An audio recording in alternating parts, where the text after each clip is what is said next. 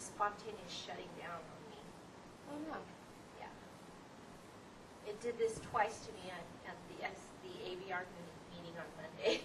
Did you call IS? Well, I did. Oh. They said that they would do a complete wide Clean defrag. or something? They call it a Oh. defrag. So that's what they're going to do. Oh, we're not. I bet you they're saying we're not on. Yes. Okay. Okay. Okay. They had Issues too? the other line was their phone line was not. But you can go ahead.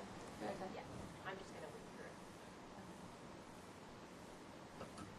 Good morning. My name's Susan Reardon. I'm the staff hearing officer, and I call the meeting of Wednesday, June 13th to order.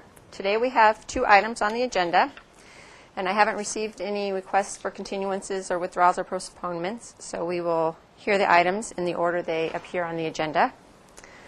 Under announcements and appeals, I have no announcements or appeals. So I'll move on to comments from members of the public pertaining to items not on this agenda. Is there anyone here who would like to address the staff hearing officer on items not on our agenda?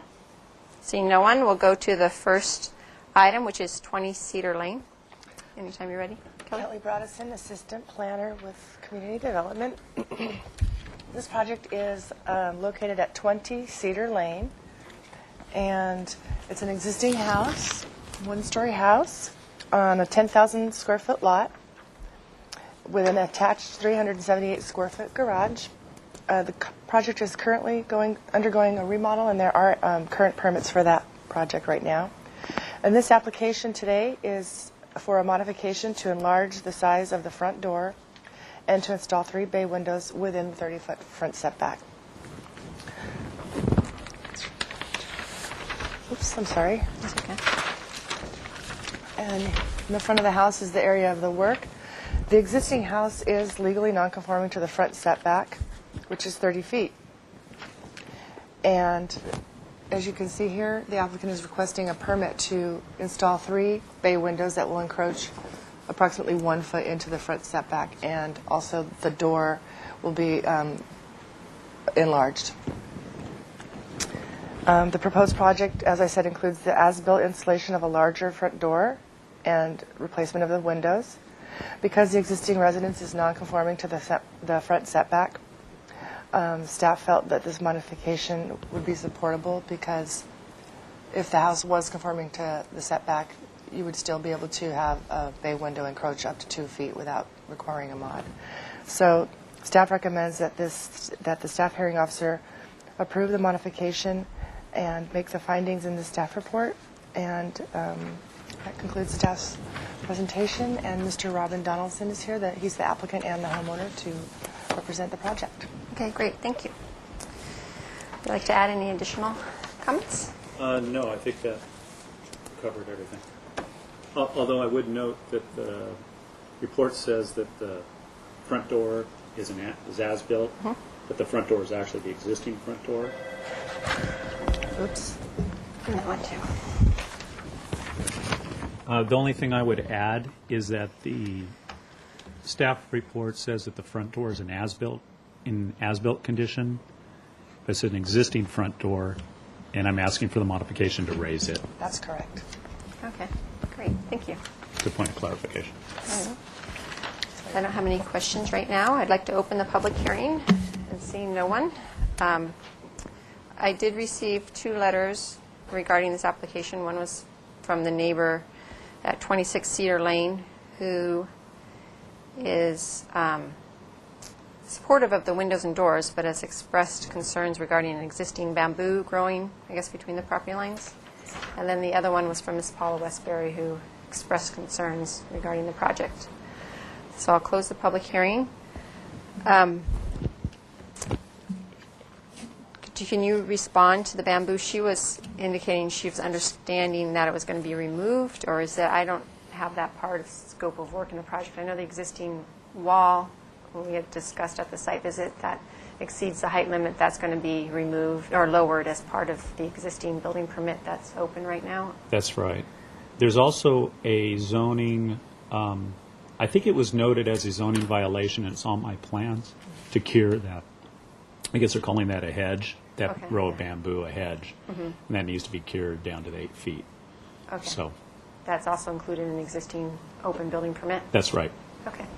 All right, great, thank you. Like I mentioned, I went out to the site and just happened to run into you at the site. You were there and you explained the project to me.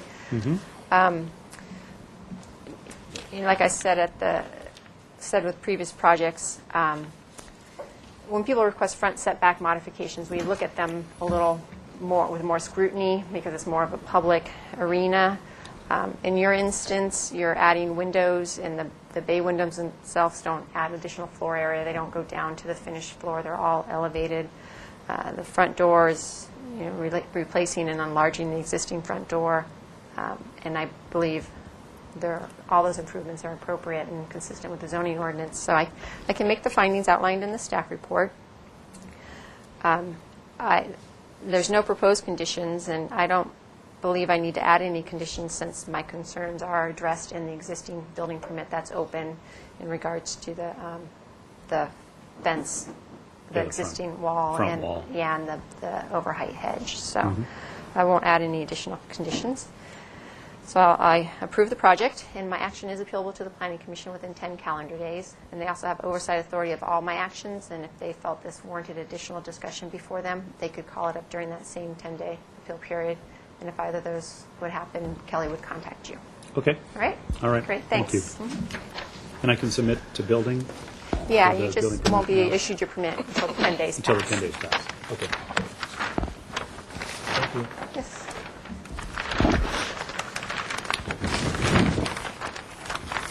I'll take your idea.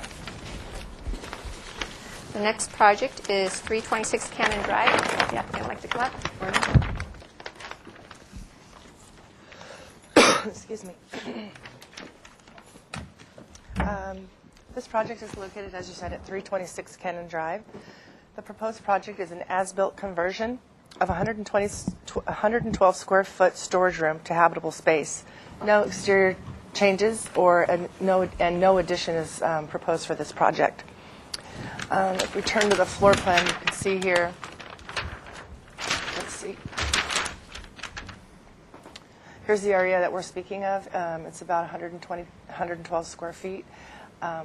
When it was originally constructed, it was a storage area between a bedroom and a garage, and somehow throughout the years, it has been converted into a bedroom, which counts as, a bathroom, which counts as habitable space, and therefore this applicant is requesting a modification to legalize the conversion of the storage room to habitable space within the front setback. Again, just like the previous project, this project is legally non-conforming to the front setback of 25 feet, so anything that happens to the front of the structure in that setback would require a modification.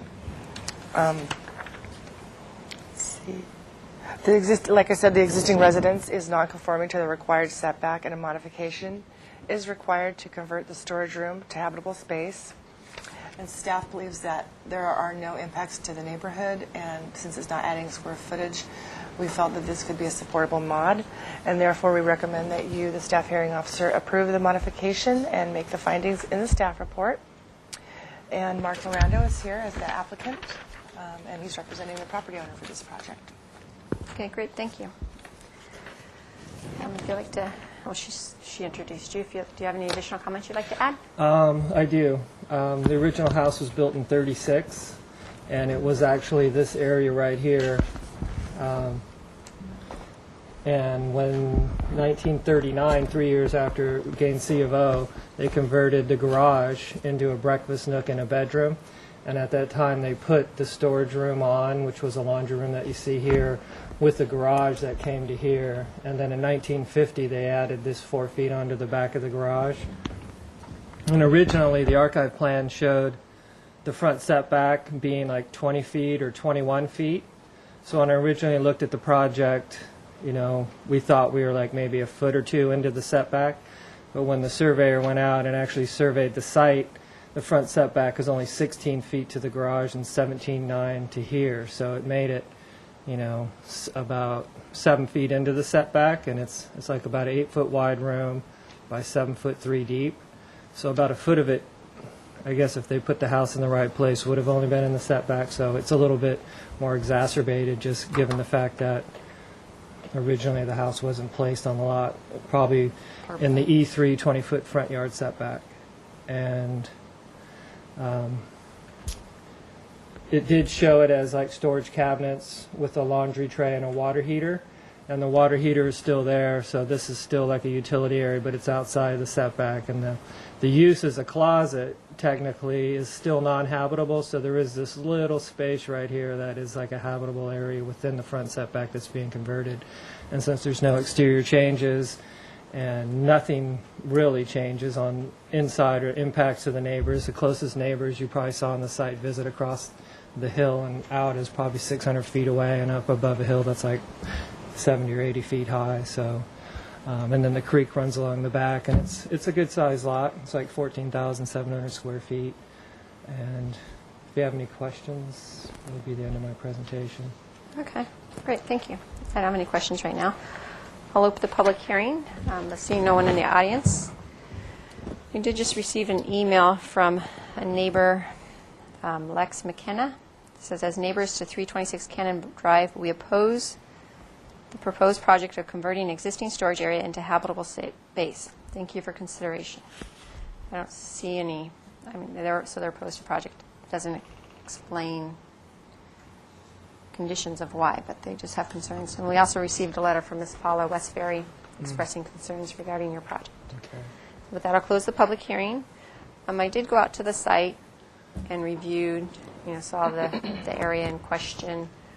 And I believe the conversion of existing area, whether it's habitable or non-habitable in this location, would not cause any impacts to the surrounding neighborhood or to the neighbors. There's no new openings in the setback. It's not a real intensive use, the closet. And I believe in this instance, if you're expanding the bedroom into that area, it would still be an appropriate improvement, being its existing floor area and there's no new impacts. So I don't have a problem with that aspect of the project. What I did notice, though, is your existing hedge. That's along the front property line and along the driveway. Right. That does exceed our height limits. There's a good show of it. It's up high Yeah, exactly. and around. It is actually completely in the right of way, except for where it turns right here, coming Uh-huh. back towards the garage. So that area is within the right of way, as I measured it. 16 Okay. feet from the Well, fence. the right-of-ways even needs to be lower. So, Exactly. So this hedge needs to be addressed. And what I will do, I'll put a condition on that the hedge must conform to Section 2887, 170. And in regards to the suspension ordinance, it does say applicants or projects that go before the staff hearing officer or the planning commission are required to be in conformance with that section of the code. So my action doesn't have, I don't have purview over things in the right-of-way. You'd need to get an encroachment permit, which I could tell you they probably wouldn't Right. approve. It exceeds that. So the condition will say that the hedge along the front property line and within 10 feet of the driveway for a distance of 20 feet back must comply with that section of the code, and then you need to work with Public Works on the other part of it. Okay. Okay? But in terms of the project itself, I wish the neighbor would have given more justification on why they have concerns with it. Yeah, because, or where they were located, maybe. yeah, because looking at it being as this, like I said, existing floor area, there's no new openings, that I believe it is consistent with the purposes and intent of the zoning ordinance, and could be supported. So I can make the findings outlined in the staff report with that added condition. And my action is appealable within 10 calendar days of today's meeting. And they also have oversight authority of all my actions. And if they felt this warranted additional discussion before them, they could call it up during that same 10-day appeal period. And if either of those would happen, Kelly would contact you. Okay. Okay? All right. Thank you very Great. much. Sure. And I adjourn the meeting.